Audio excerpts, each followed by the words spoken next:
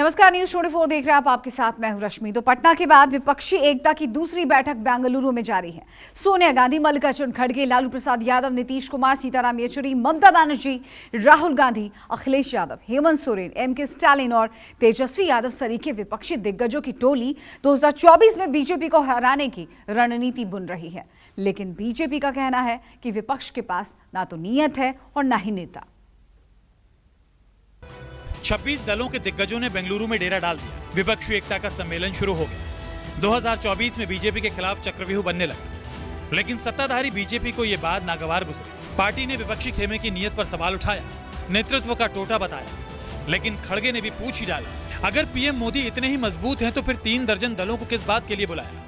UPA का सवाल है और ये जो ऑपोजिशन के अलायंस है, ये भानुमति का कुनबा है और कहीं का ईंट कहीं का रोड़ा, भानुमति ने कुनबा जोड़ा, इस तरीके का ये अलायंस है। न तो इनके पास नेता है, न ही नीयत है, न ही नीति है और न ही फैसला लेने की ताकत है। यह फोटो अपॉर्चुनिटी के लिए अच्छा है। मोदी साहब ने तो ये बोला था पार्लियामेंट में, सभी अपोजिशन को मैं अकेला ही भारी पड़ता है। जब अकेला ही भारी पड़ता है फिर छोटे मोटे सबको लेके 30 क्यों गिन रहे? और 30 कौन से पार्टी है तो बताए, तो हम भी इलेक्शन कमीशन से लिस्ट मंगवाएंगे। पटना में विपक्षी एकता की पहली बैठक में ही अध्यादेश पर कांग्रेस के रुख को लेकर आम आदमी पार्टी ने बागी रुख अख्तियार कर लिया था, लेकिन वक्त रहते ममता बनर्जी की पहल से चीजें ठीक हो गई। बीजेपी के खिलाफ जोर आजमाइश चाहे जैसी भी हो, बेंगलुरु में विपक्षी दलों की नुमाइश हो ही गई। विपक्षी दिग्गजों ने धर्मनिरपेक्षता की दुहाई दी तो लगे हाथ 2024 में बीजेपी को दिल्ली की गद्दी से दूर करने की मुनादी भी कर दी। भाजपा को 2/3 जनता हराने जा रही है, 2/3 यहाँ पर हैं। मुझे उम्मीद है कि देश की जनता इस बार भारतीय जनता पार्टी को बुरी तरह हरा करके भेजेगी। और सबसे पहले मैं धन्यवाद दूंगा कर्नाटक की जनता को, जिन्होंने फैसला लेकर के भारतीय जनता पार्टी को हराया। और इसी तरह मुझे देश के कोने कोने से जानकारी मिल रही है कि भारतीय जनता पार्टी का सफाया होगा। कम से कम भाजपाइयों ने अब ये स्वीकार किया कि उनको भी गठबंधन की जरूरत है। अकेले मोदी जी के चेहरे पर और अकेले मोदी के नाम पर करिश्मा करके हर चुनाव नहीं जीता जा सकता। ये तो खुद आरएसएस ने मान लिया, उनके मुखपत्र ने लिख के दिया।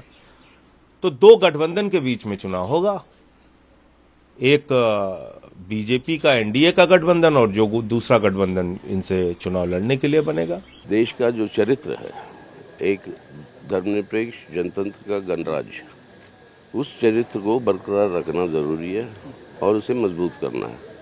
आज उसी चरित्र के ऊपर एक बहुमुखिया हमला हो रहा है मोदी सरकार के चलते हुए, तो उससे बचना है तो मोदी सरकार को या भाजपा को सरकार से अलग करना अनिवार्य है। तो उसके लिए किस तरीके से हमारे बीच में सहयोग होगी, वो है चर्चा का मुख्य विषय। विपक्षी एकता के रास्ते में सबसे बड़ा अड़ंगा केंद्र का अध्यादेश बन गया था। कांग्रेस की राय ये थी कि दिल्ली, हरियाणा और पंजाब में पार्टी के कार्यकर्ता केजरीवाल के समर्थन के खिलाफ है, लिहाजा इस मुद्दे को विपक्षी एकता की बैठक में तूल न दिया जाए। लेकिन आम आदमी पार्टी ने भी तय कर रखा था कि अगर इस मुद्दे को सुलझाया न गया तो वो विपक्षी एकता की ट्रेन से ना चाहते हुए उतरने को मजबूर हो जाएगी। सूत्रों के मुताबिक ममता बनर्जी ने इस मुद्दे को सुलझाने के लिए कांग्रेस से बात की और आखिरकार बात बन ही गई। ऑर्डिनेंस सरकार का है, चुनी सरकारों का है। मैंने आपसे बार बार बोल रहा हूं, ये अरविंद का अधिकार नहीं है। हम अरविंद केजरीवाल को पावरफुल नहीं बना रहे हैं, ये अधिकार सरकार का है। ये सरकार कांग्रेस ने चलाई है।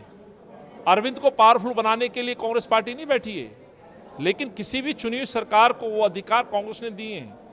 राजीव जी हो, इंदिरा जी हो, पंडित नेहरू जी हो, पूर्व में जितने प्रधानमंत्री रहे वो पक्षधर थे कि राज्य की सरकारों को मजबूत किया जाए और उस पर काम करती रही। लेकिन आज जो सरकार बैठी है वो राज्य की सरकारों को कमजोर कर रही है।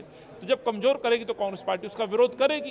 कांग्रेस पार्टी ने भी अपनी पोजीशन क्लियर करते हुए इस दिल्ली के अध्यादेश के खिलाफ अपना स्टैंड क्लियर किया है और विरोध दर्ज कराया है। हम कांग्रेस पार्टी की इस अनाउंसमेंट का स्वागत करते हैं, वेलकम करते हैं। इसी के साथ साथ मैं ये कहना चाहूँगा कि 17-18 जुलाई को होने जा रही लाइक माइंडेड पार्टीज़ की बेंगलोर में जो बैठक है, उसमें आम आदमी पार्टी आदरणीय अरविंद केजरीवाल जी की अध्यक्षता में हिस्सा लेगी। विपक्षी एकता की ट्रेन बिहार से खुलते ही महाराष्ट्र में एनसीपी टूट का शिकार हो गई। पंचायत चुनाव में हुई हिंसा को लेकर पश्चिम बंगाल का सियासी पारा भी हाई हो गया।